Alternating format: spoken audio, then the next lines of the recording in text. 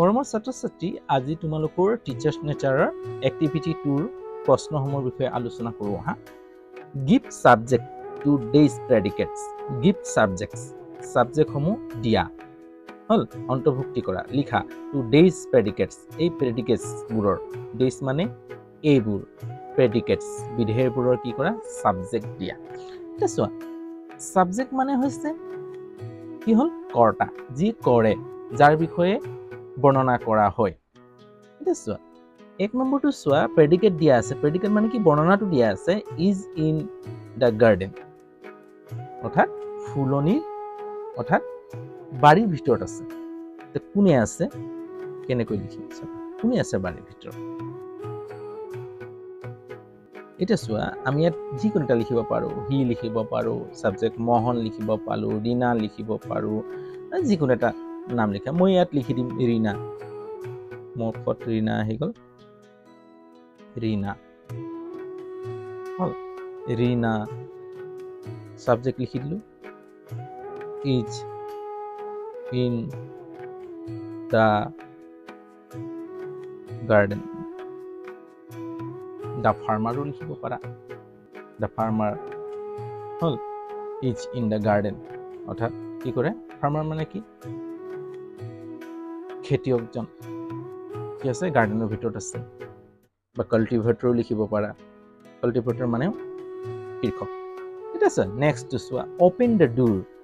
Open the door, দুৱাৰটো খুলিছে, মানে দুৱাৰটো খুলিছিল। কোনে খুলিছিল, এতিয়া দুৱাৰটো খুলিছিল, কোনে খুলিছিল দুৱাৰটো।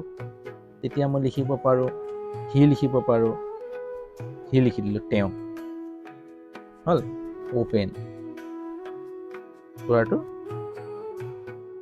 খুলিলে, খুলিলে বা খুলিছিল হ'ল, হি অপেন দ্য ডোৰ, তেওঁ দুৱাৰটো খুলিলে, খুলিছিল।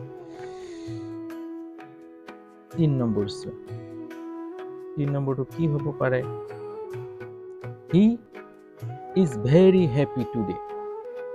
তেতিয়া ইয়াত আমাৰ হি নিলিখিনে, তাই বহুত সুখী আছে, চি লিখি দিওঁ, চি ইজ, তাই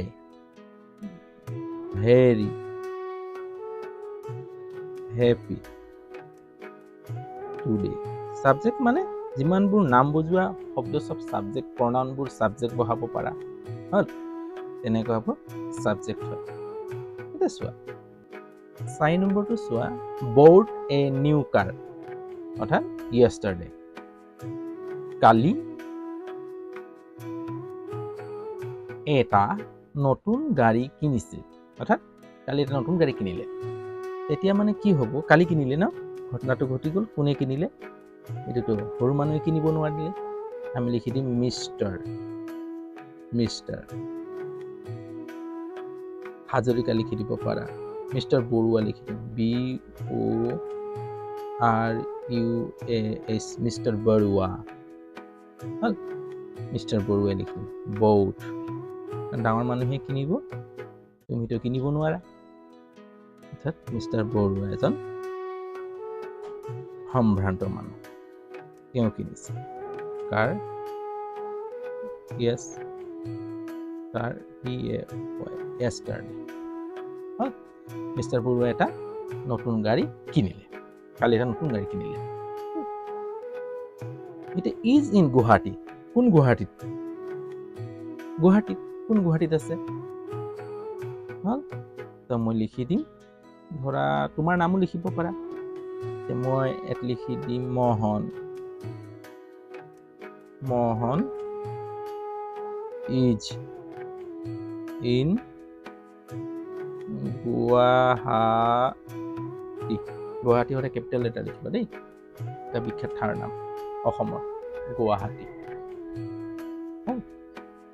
এইদৰে আমি উত্তৰসমূহ লিখিলোঁ, অৰ্থাৎ প্ৰেডিকেটৰ ছাবজেক্টসমূহ বহুৱালোঁ। ছাবজেক্ট মনত ৰাখিবা, যিকোনো ছাবজেক্ট দিলেই হ'ব, হি ইজ ইট এই ধৰণে যিকোনো লিখিলেই হ'ব, কিন্তু ছাবজেক্টৰ লগত বৰ্ণনাটো কি কৰিব লাগিব, খাপ খাব লাগিব, যদি এনেই বহাই দিব নোৱাৰা যিকোনো।